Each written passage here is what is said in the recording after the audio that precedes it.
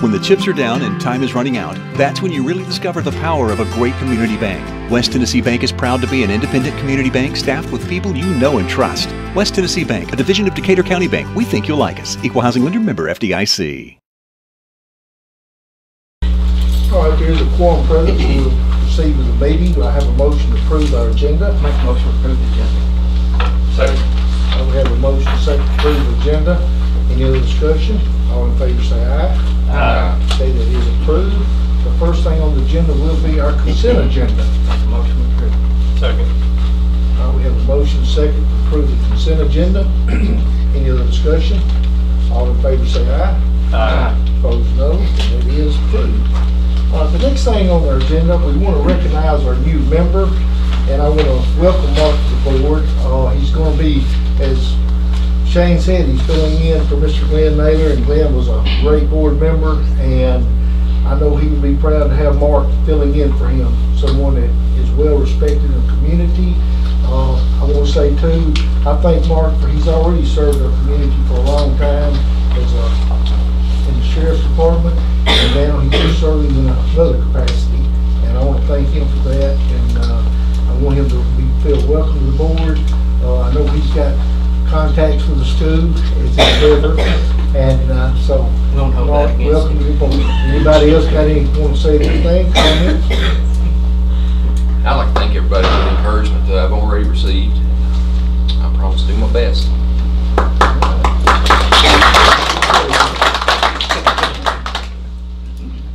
All right. The next thing is going to be delegations. Do we have any delegations you're aware of? Not that I'm aware of. All right. Then we will move on to our celebration. Well, before Westchester comes and just dazzles us with their showcase presentation, I do want to extend a thanks to Westchester family for allowing us to set up here for our board meeting. It was a recommendation I think Norris offered of having some site locations for board meetings, and next month, just again to remind, it's going to be at Jacks Creek Elementary School. So we're very fortunate to have the Amy Woolley and her staff.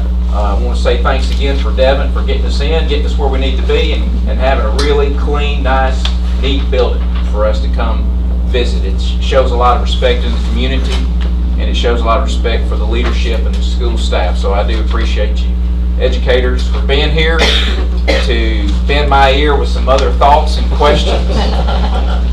Imagine that. I'll give you 3 guesses and the first 2 don't count, but we do thank you. So I turn this over, I guess.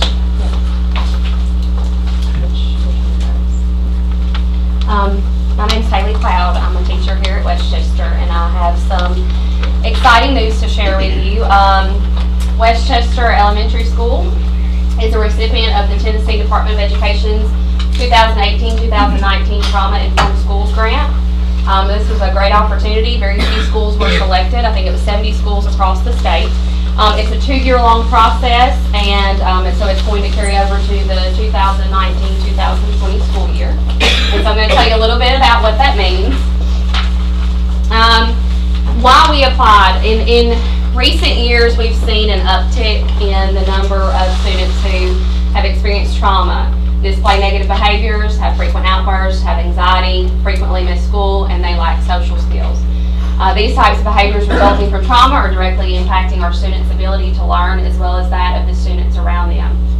And we've sort of exhausted, and we're not talking typical behavior problems, these are some extreme behavior problems we're seeing, and we've sort of exhausted our resources. And so when we heard about this grant, we thought, you know, this would be a great opportunity for us to apply for this, and like I said, we were accepted. What we've learned so far, all teachers, all staff has attended training.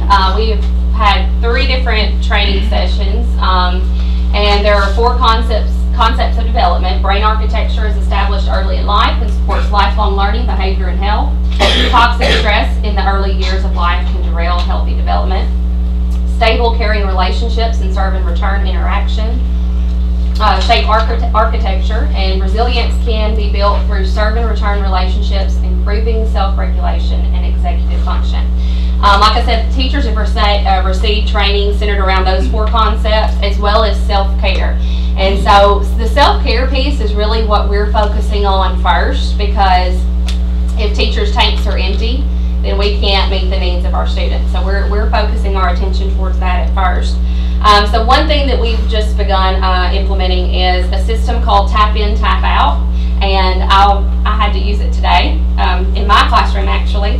And so there's a team here, and whenever a teacher needs just a moment for a break, maybe there's that student in their classroom that has just kind of been pushing their buttons, or maybe they've just had something else going on outside of school, and they feel it rising. They're fixing to, what we call here, flip your lid.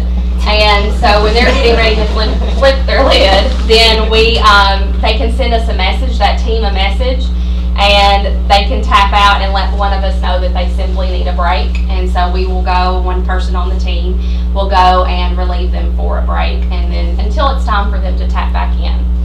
That's just one of the things that we've started. And so it was really hard, because you got to understand, there was a team, that same team attended training, and we attended a 3-day long training. And so I'm taking 3 days worth of training, and I'm trying to cram the most important information into this few minutes here. But this was probably one of the most eye-opening things that I learned was, and this is one of our sayings that we now say too, it's a brain problem, not a behavior problem. So going into that training, I sort of felt like, these behavior problems, these kids can handle that. They're just wanting to act bad. And what we learn is actually that their brains are very unhealthy due to trauma, toxic stress. So what this is it says until the 1990s, orphanages in Romania were known for harsh and overcrowded conditions. Institutions were understaffed, and abuse and neglect were a reality for everyday life. This picture is of a PET scan of 2 young developing brains. PET scans measure activity in the brain, which are reflected through increasingly vibrant colors. This slide shows the physical effects of a normal developing 3-year-old child versus a 3-year-old child who entered one of these Romanian orphanages shortly after birth. The scan provides a picture of activity in the temporal lobes, reflecting activity of early childhood experiences and the wiring of circuits in the brain. The picture on your left of the normal developing brain shows high density with lots of red, yellow, and green, indicating high brain activity. The picture on the right of the Romanian orphan shows significantly more regions of black and blue colors, reflecting low neural activity in the temporal lobes, which regulate emotions and receive input from the senses. Children in these institutions had minimal serve and return interaction with a caregiver, and caregivers had very little training on child development. As a result, the lack of a secure attachment for these children resulted in low levels of neural activity and brain development. The good news is that early intervention may address and reverse these effects. The effects of identifying a stable home with attentive and nurturing adult caregivers with supportive services is indicated can provide long-lasting effects. This sort of sums up what we learned. We're seeing, not that we're seeing PET scans of our kids, but we are seeing a lot of students that they're either have experienced trauma or they're in the middle of toxic stress right now, and we're talking extremely severe cases of trauma, things that they're going through that no child should, but because of that, their brains have not developed properly. Their brains are unhealthy, and this is what an abused brain looks like versus the healthy brain. And so we are shifting our lens from realizing that there is a brain problem going on, and it's not just kids acting bad. And that has been one of the most eye-opening things, is to know that it's a brain problem. So there's a lot to do with this training. Like I said, it's a 2-year-long process with this grant, and so the training is not over. We're also trying to make connections with other schools that already are implementing these trauma-informed practices. But one thing that we are doing at Westchester to combat trauma is building relationships. Not that we haven't already. I'm not doing that. Not that we haven't already. We have already worked to build relationships in the past, but we are making sure that that's a focus all throughout the school. And so Ms. Woolley in a moment will talk to you more about what we're doing, but I just want to show you this video. Of course, it's not Westchester, but you can see here that kind of shows you what we're doing.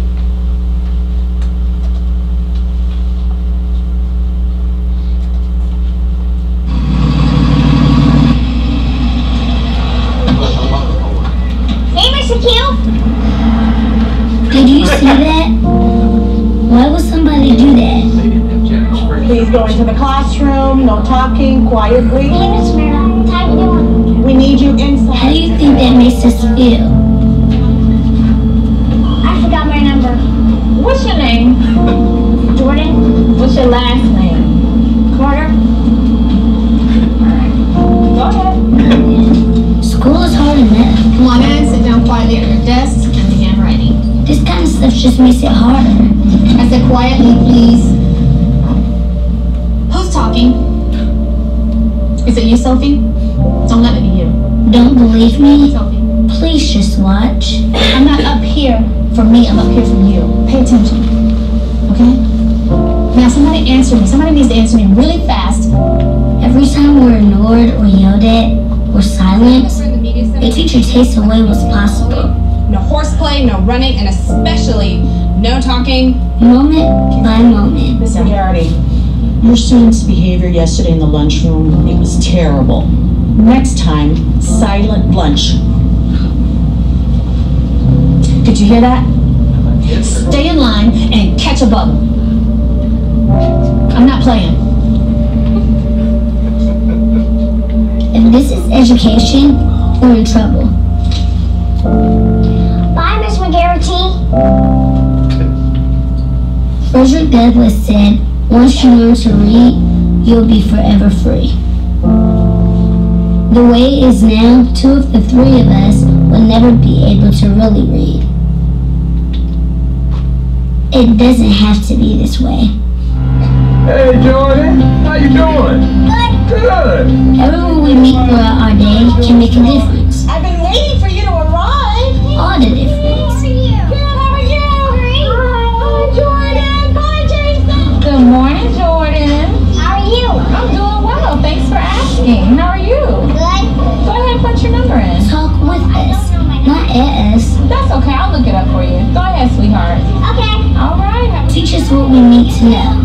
That's how we get smarter. Well, good morning, Sophie, Janicia, and Jordan. And when you talk with us and teach us, give us bigger and bigger words. Now what I'd like you to do, children, is turn around and converse with your neighbor and discuss where the mother might have gone. Words that we can use to read and understand. She's prayed for evil, so she hunts at night. And that will take us places we can never reach without you. Remember, we're entering the learning zone. Now, how can we show our respect to the children and teachers who are working? We can walk quietly.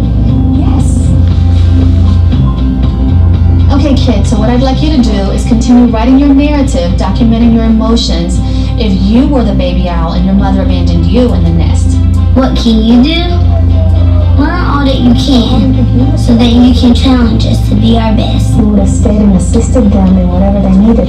Share yourself with us and show us how to share ourselves with others. Give us courage. Give us compassion. Help us find our own voices so we can become who we are meant to be. Why would you want to silence us? Okay, we know we can't be it all and we can't do it all, but we're with these kids a lot. And so we can do something to help combat the trauma that they've experienced. This is just a snippet, a very tiny snippet of what all we've learned, what all our teachers have been trained with the Trauma Informed Schools initiative. I'm going to share this. I only made 10 copies, so I guess I had low expectations for the number of people, but I will give each of you a copy, and if anyone else wants access to it, it's actually on Classroom Chronicles blog. But it's a 2-part article, a two-part blog post. Matthew Portell wrote part 1. He is the principal at Fall Hamilton Elementary, and they're already practicing these trauma-informed practices. And so they have seen great success in their school. This is what we're doing now. So part 2 is something that I wrote, and so it kind of tells what he's done in his school, and then the part that I wrote tells what we're headed toward, what goals we have. And so, like I said, I'll share this with you. Again, this is just a snippet, but we wanted to share, and we wanted to, bring you in on our celebration first. So I'll turn it over to Miss Woolley. Which of those climates would you want your kids in? No. And we do make every effort here to call every kid by name when they come in the mornings, and we all spread out in the hallway and try to make contact with every student that comes in. So I'm going to talk about some, just a few other things that we implemented.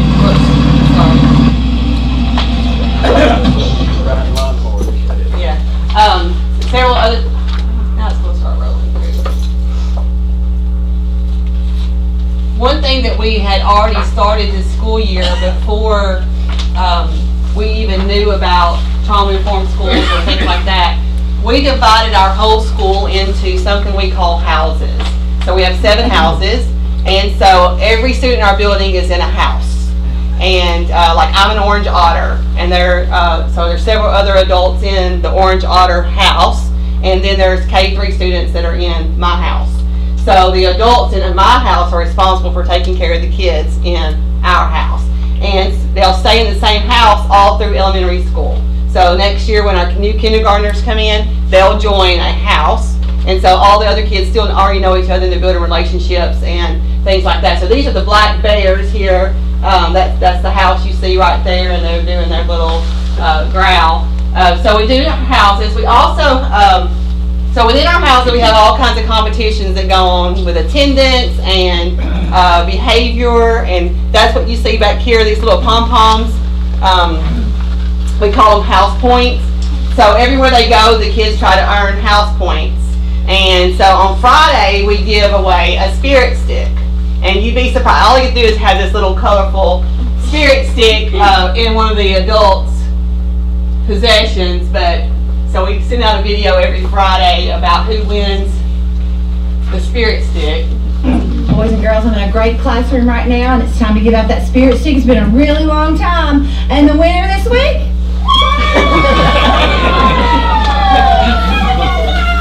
Purple Panthers. So Purple Panthers won that week. So we I think last board meeting we talked about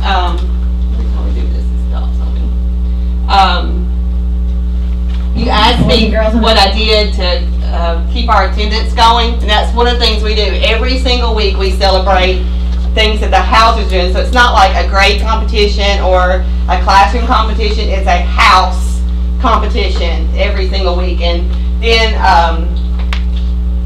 my PowerPoint. I have never, to be honest with you, I have never used PowerPoint in the middle of Google Drive, and that's click back your tab.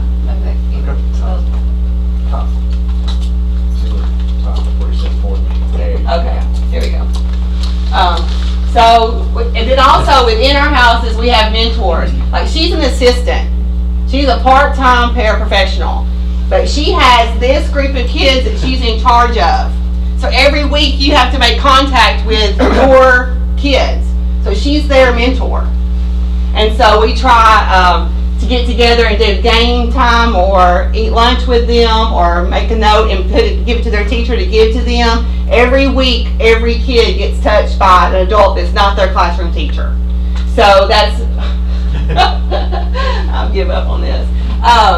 So that's one thing that we're doing that's pretty cool. Like there's one of our grandmothers. She's in the foster grandparent program. She is a mentor.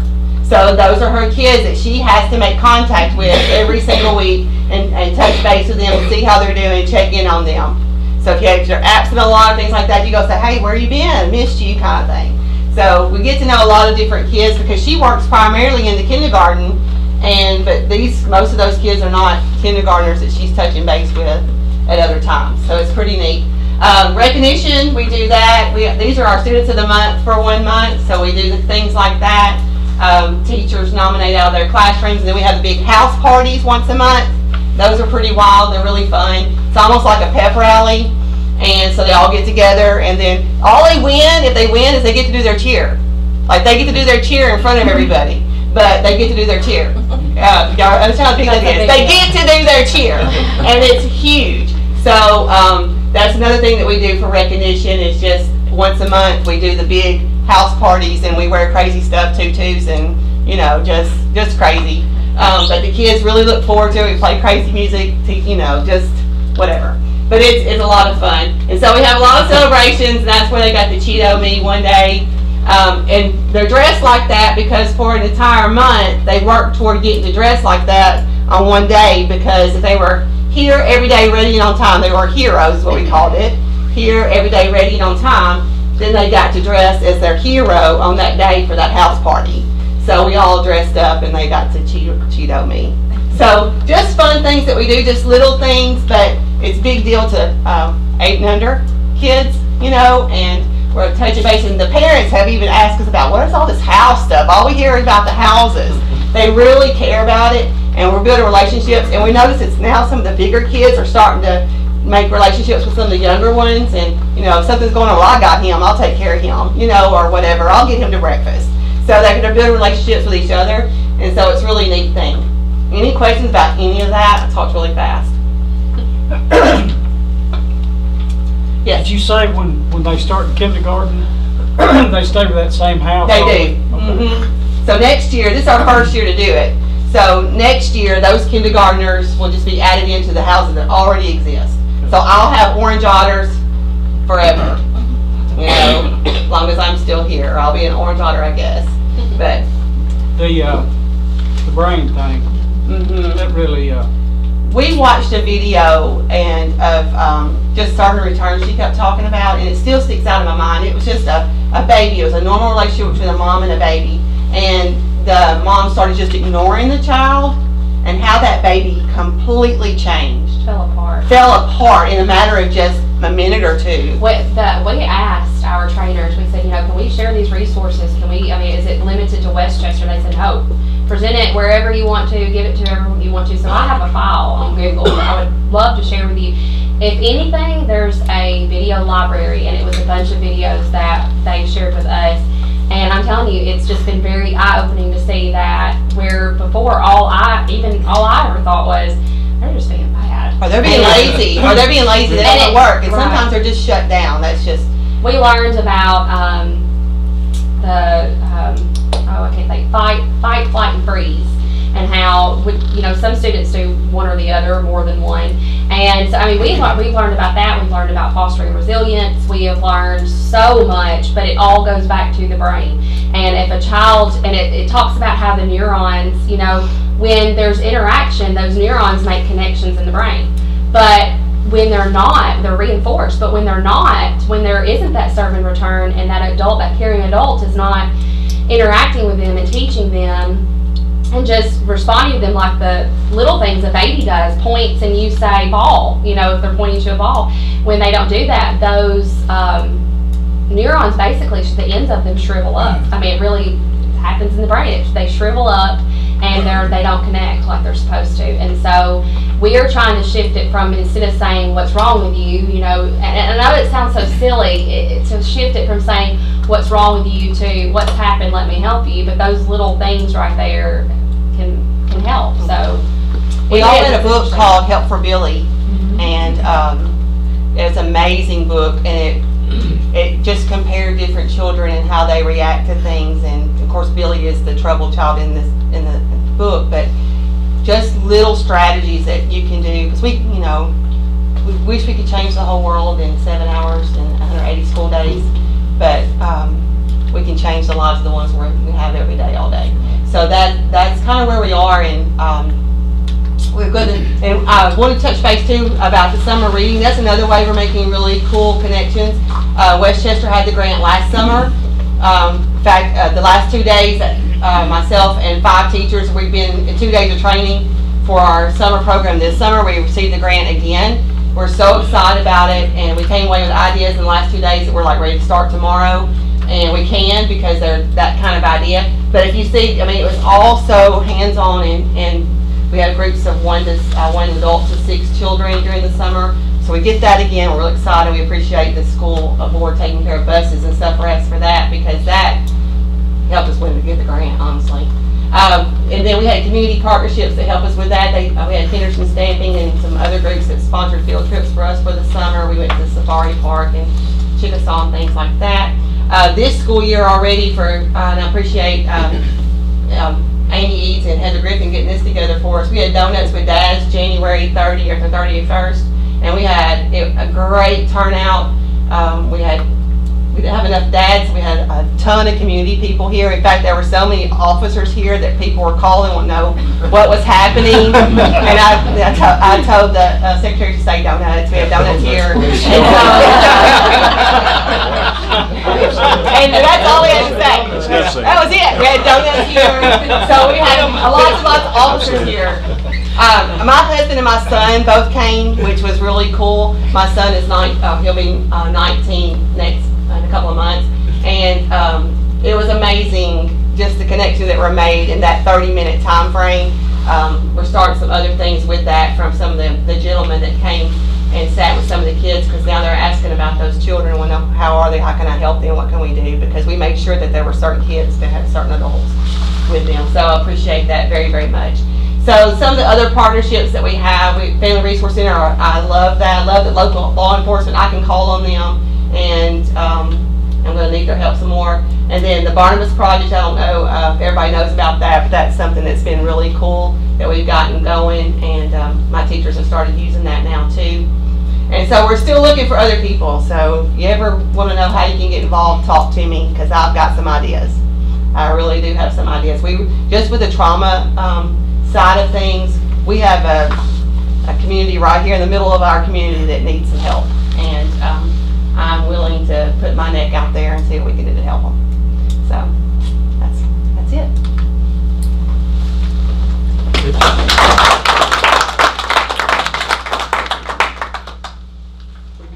I want to thank Amy for having us out tonight. Thanks for what y'all do every day, the entire staff.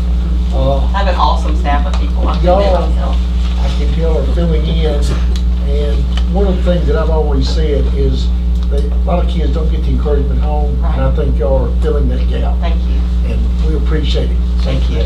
Thank you.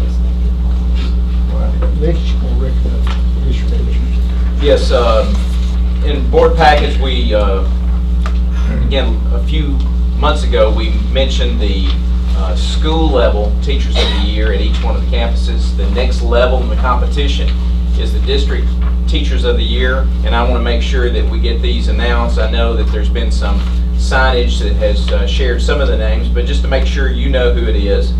In our K-4 grade span, that's Miss Melinda Carroll from Eastchester. And then grades 5 through 8 span, that is Lindley Carpenter at Chester County Junior High. And then our high school grade span, that's Miss Teresa Krause at Chester County High School. So again, by the way, Haley was one of those years ago, not too many years ago, that was one of the top 27 in West Tennessee, one of the top 27 in the state that was recognized Teacher of the Year. So we're proud of the accomplishments there. So it's something that Chester County has gotten a lot of state notoriety for having Teachers of the Year. I know I listened to somebody from the State Department just a couple of days ago that read through the applications, and they said Chester County always does such a wonderful job with the applications. Of course, we coach them up. We get the right people over there with them, and we've had some good success. So again, we're very pleased with these three ladies representing us, and then the next round will be the selection at the Southwest Corps office to pick our three representatives for our region. So we look forward to having Chester County continue to be represented.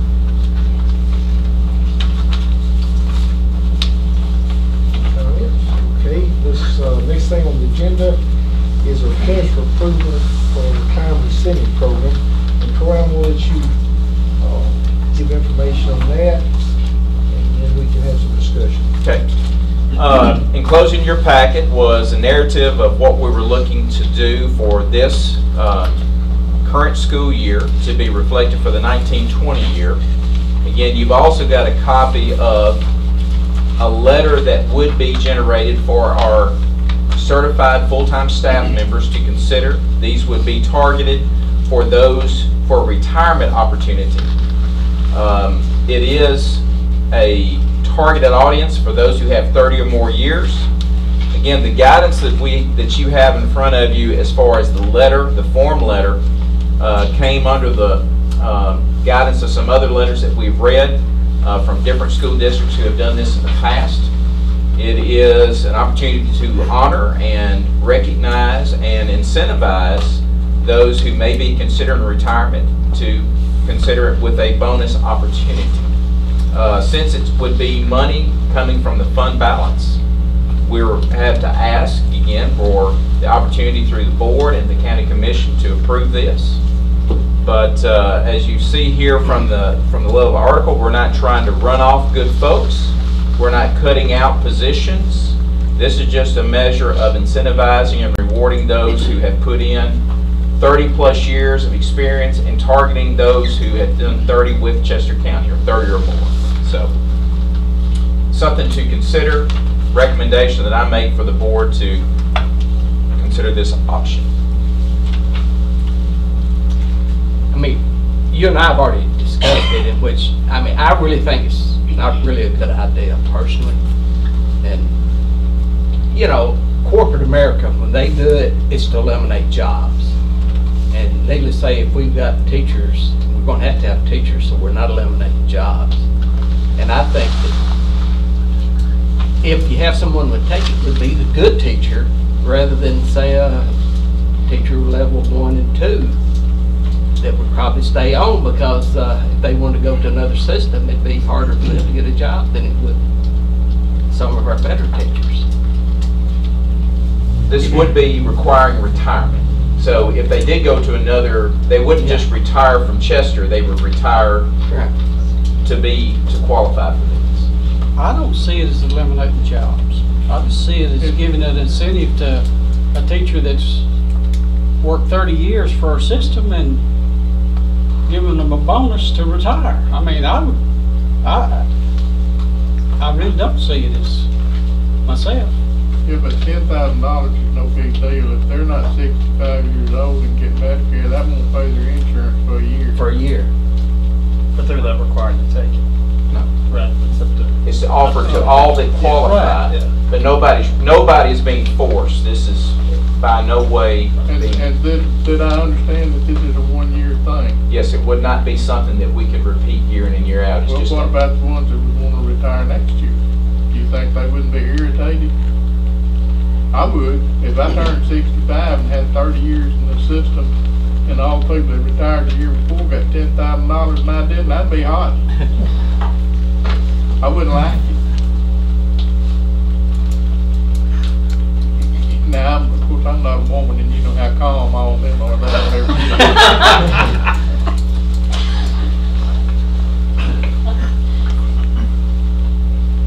ever System-wide, it's 15 teachers in it there? 30? Yes. 15. 15 teachers. So how many really are coming on that even matches that demographic? I mean, like next year, there's not going to be 10 more eligible that aren't this year. Right. You know, I've not run those numbers. No, I find it hard to believe there'd be 10 more 30-year teachers turning 65 in the system. Well, no, so it's not most of them are not turning 65. That's not a big concern to me because it doesn't affect a great number of people. Does that make sense? But most of them are not going to be 65 anyway. That's correct. 30 years. But they're all, you know, again, and for the benefit of those who have no clue, because this has not reached any public eye yet, you know, the incentive is broken down to 3 parts, where if somebody has 30 to 30 plus years, those that had done the 3 decades in Chester County schools, the opportunity would be considered for a $10,000 bonus. For those who had had 2 decades at least, up to the 30, would have an $8,000 bonus, and then those who had just earned 30 years of experience or more, but had not spent at least 2 decades with us, would have 6. That's the option. How they pay taxes, they're not going to get a whole lot. Does other districts do this? Yes. Talking about corporate America, most of the time the reason they do it is to eliminate jobs. No, is to replace a high-paying job with a lower paying job. That's the way it is. Well, that's the way it is. jobs. It doesn't eliminate the job. Yeah, it does too. The job is still there. Goodyear did it for years. They would eliminate jobs. We're not talking about eliminating jobs. So. No, Because we got to have teachers. But you replace that high-paying teacher with a teacher that's really paid less. And probably at the beginning, teacher less effective. More experience. It could happen. Yes, it could happen. It could go either way. It could go either way. Yeah. Well, like I kind of agree with what he said.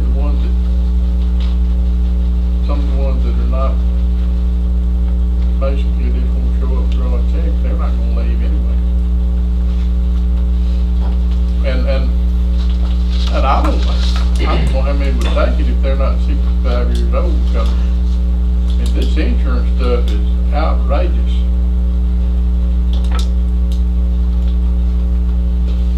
When you're looking at a minimum of $1,000 a month, and probably more than that.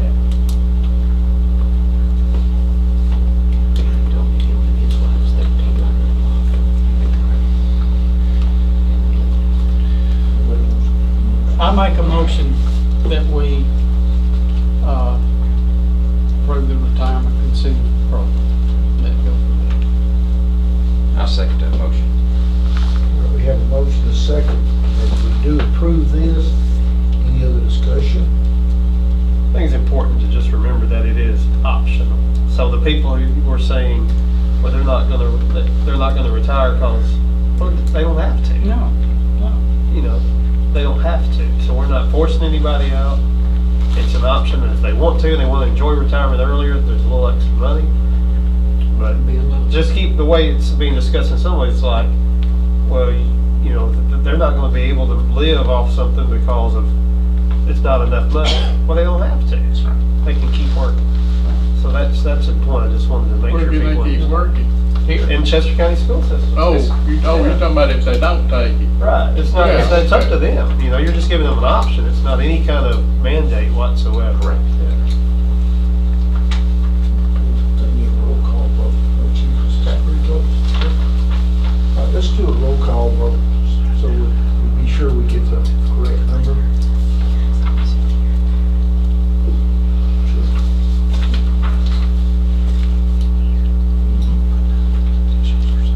Dwight Bingham? No. Shane Connor? Yes. Norris Frank? Yes. Mark Griffin? Yes. Ronald Johnson? No. Got 3 to 2. Okay, then it will be approved. And as y'all said, you know, we can make the offer, the teacher has to take it. It will be entirely up to them whether they want to participate or not. And it has to go before the county commission too for approval. They have to approve this at their next meeting. All right, we will move to the recommendation for some adjustment to board policy. And I think we have 2 policies. Yes, sir. Correct? Yes, sir. Okay, I'll let you cover the changes. Well, the first one, you know, from the increase of background investigations that has to be done, not necessarily changes with what new employees coming into the district have to do. We're talking about those who also have to have additional, in a 5-year cycle, background checks. When we went back and revisited this policy, that on the, as it says there on page 1 of line 12, where our policy currently reads, the board shall reimburse the applicant if the position is offered and accepted. Actually, what and this was brought out to me by Thomas Leach, our human resource officer, that we require our new teachers and our new staff members to pay for that first background check. So the question that he had is, since it is read as the board shall, we would need to have something different because that's not what we're currently doing. So what the request is, as you read from your packet, my recommendation is that we make that change to reflect a may, which is acceptable to the TCA code. So instead of saying shall reimburse, we're talking about the board may reimburse, which includes still the option for us to be able to do so if we find a need to. But our practices right now with people coming into the system for the first time, that's part of their obligation to pay that first rotation. Now, after that, when we go into that cycle, then the board will pick up that cost. Make a motion to approve. We have a motion second to approve that change. Any other discussion? All in favor say aye. Aye. Those no, then it is approved. And we have one other on the 5.302. Yes. This was, again, pointed out to me by Mr. Thomas Leach, and this was with the work that came about last month when we removed the ceiling for the number of sick days that support staff can have. As he reflected on our current policy, there was some questions around where you, in the read of page 1, line 26 and 27, it reads, at the termination of the employment of any employee, all unused sick leave accumulated by the employee shall be forfeited. And his question to me was, what does forfeited mean? When we went and looked at the TCA code, the actual terminology they use is all unused sick leave shall be terminated, which again did not provide a lot of clarity about what that meant. So we contacted the TSBA, and after the conversation with them, what their explanation of what we currently have as forfeited and what the TCA code reads as terminated simply means that as a school district, we are not obligated to reimburse individuals who have accrued X number of days for sick leave and to have that as a kind of like a severance pay or some type of additional payment. Those days do transfer over to any retirement, so you would retire at a richer base depending on how many days that you have. So that's the reason for my recommendation to you that if we could, with what we have currently, just add the additional phrase after that part or that statement that I read for use of the former employee of the Chester County School District. So what I'm making a recommendation is at the termination of the employment of any employee, all unused sick leave accumulated will by the employee shall be forfeited for the use of the former employee with the Chester County School District. It just removes the obligation, which again matches up with the current code, but to me it provides a little bit better clarity that that's not the district's responsibility to reimburse them for unused sick days. If there's a better way of saying it, I'm open to suggestions. Just that you're not going to get paid for it. But they don't, we don't take it away. We're not taking away anything. It's just it's rolled over into the retirement, correct? To their time. Okay, you explained it to me that, like, if you have 30 years and 3 months, and it might give you 30 years in your retirement would be based on, like, if you had 200 days sick leave accrued, 200 days, that counts as an additional year towards your retirement. So if you did choose to retire at 30, if you had 30 plus 200 days, you would retire at 31 years. And then every day over that in 20-day increments counts as additional months. So if you had like 220, that'd be 31 years plus 1 month. So it would just make your retirement richer. Right, but if you said terminated, not retired. It's not talking about the employee, it's talking about the days. And that's, again, that's what I think is lacking with the TCA code. Ours says forfeited, where the TCA code that it's referenced to is the 49-5-710 actually used the terminology terminated. The dates are terminated. Yeah. That's why I felt like that would be, I mean, that, to me, it seems like that we just wiped the slate clean. And I want to make sure that the employees knew that those days not used were not just lost, that they would carry over to retirement. I'm with Dwight. Is it terminated or does the employee quit? It's not even It's not even doing the employee. Well, how come the word terminate is used? Well, that's the same question. The TSBA individual says that termination can reference somebody who is retiring. It can represent somebody who's leaving our employment and transferring to another district. because those days will carry over to other districts. So if somebody leaves us and they have, say, 50, 60, 200 days, then those days will carry over with that individual employee at whatever school district they work at.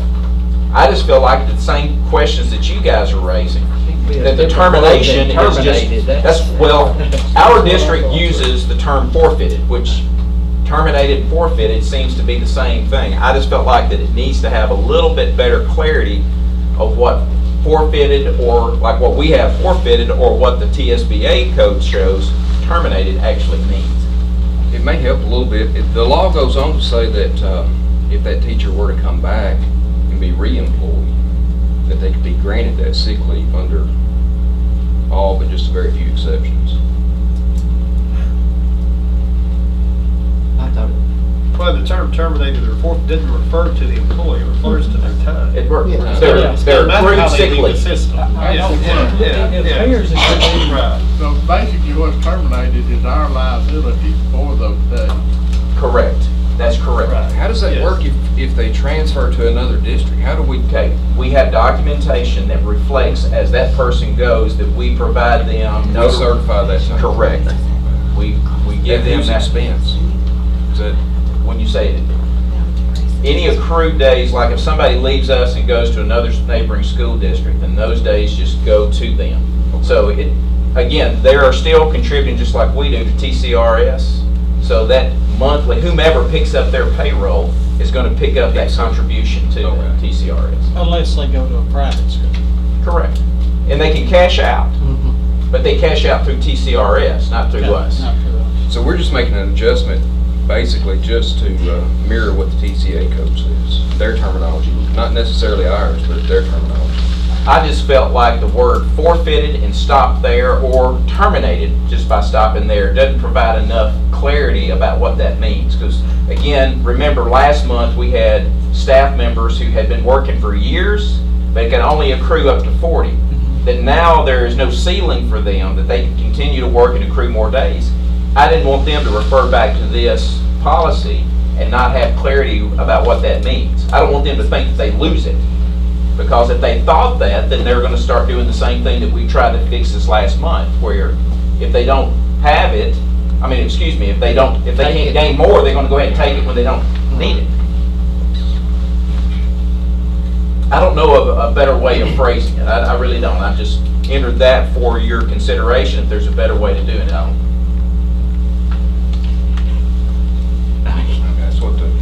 That's what the code reads. I make a motion we approve the update. We have a motion second to approve the update. Any other discussion? All in favor say aye. Aye. Opposed no, the meeting is approved.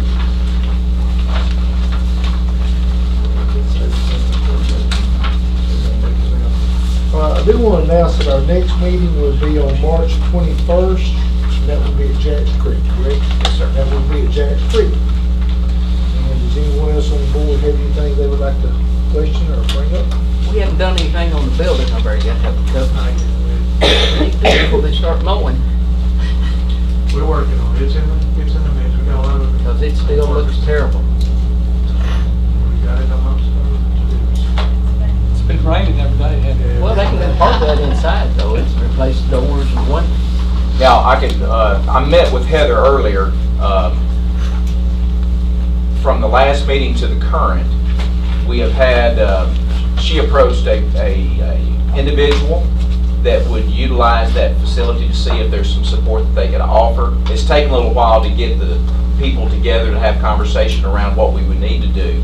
But Heather and I spoke today, and we're going to loop Britt into the conversation about bringing in, and I'll go ahead and, the request was to bring water inside because there's no water source inside, there's a spigot outside. And then also there is wiring for lights, but there is no few light bulbs, but live wires hanging, so there's some things. We just want to make sure that what we choose to do, we can do with our in-house guys, our maintenance guys, replacing windows, replacing doors, doing that type of work.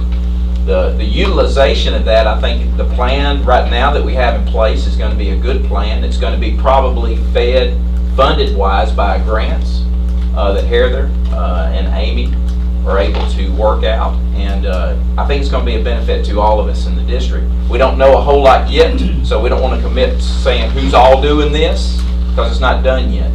But it sure looks bad. You drive by and look at it now, since you can see the building. Right, right. I've had other people say, don't do something to that building. We will. It looks a lot better since it's been cleaned up. Well, I mean, still, it looks good, but the building looks terrible now, as you can see it. Agreed. Anything else? Yeah, I would like to thank Westchester for having us here, and presentation, everyone, the junior high, I missed the high school. This one, when y'all come to the board meetings and done, just blows me away. I am really so impressed with our educators in our county. I really am. I just, you know, I'm gonna give you all the hands.